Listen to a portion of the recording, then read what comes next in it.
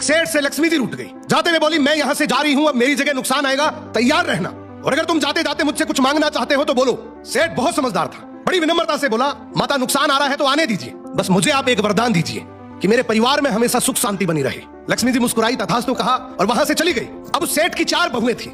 कुछ दिनों बाद सबसे छोटी बहू खिचड़ी बना रही थी। उसने खिचड़ी में नमक डाला और अपने काम में व्यस्त हो गई। तभी दूसरी बहू आई और उसने खिचड़ी को बिना चखे ही और नमक डाल दिया और वो भी अपने काम में व्यस्त हो गई। ऐसे एक एक करते तीसरी और चौथी बाकी की 2 बहुएं भी आई, उन्होंने भी खिचड़ी को बिना चखे ही उसमें नमक डाल दिया। अब रात को सबसे पहले सेठ खाना खाने बैठा। जैसे ही उसने खिचड़ी का 1 चम्मच लिया, उसे महसूस हो गया कि इसमें बहुत ज्यादा नमक है और सेठ जी तुरंत समझ गए कि नुकसान आ चुका है। किसी से कुछ नहीं कहा, चुपचाप खिचड़ी खाई और चला गया। अब सेठ के बाद खाना खाने की बारी आई सबसे बड़े बेटे की। बेटे ने खिचड़ी का 1 निवाला लिया। उसने परिवार वालों से पूछा, पिताजी ने खाना खा लिया? उन्होंने कुछ कहा?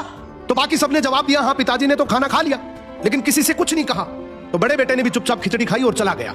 ऐसे ही करके परिवार के बाकी सारे सदस्य एक एक करके आए, अपने से पहले वालों के बारे में पूछा, कुछ नहीं कहा, चुपचाप खिचड़ी खाई और चले गए। अब रात को सेठ जी सो रहे थे, सपने में नुकसान आया और हाथ जोड़कर बोला, भाई मैं यहां से जा रहा हूं, मैं यहां नहीं रह सकता। तो सेठ जी ने पूछा, क्यों, क्या हो गया?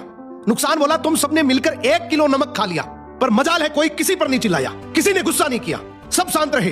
अब जिस परिवार में इतनी सुख शांति हो, आपस में इतना प्यार हो, वहां पर मैं नहीं रह सकता। निष्कर्ष कि जिंदगी है तो उतार चढ़ाव, दुख सुख, फायदा नुकसान सब चलता रहेगा, लेकिन जिस परिवार में आपस में लोगों में प्यार है, सुख शांति है, छोटे में आदर, बड़े में बड़प्पन है, उस परिवार का कोई नुकसान, कोई आपदा कुछ नहीं बिगाड़ सकती।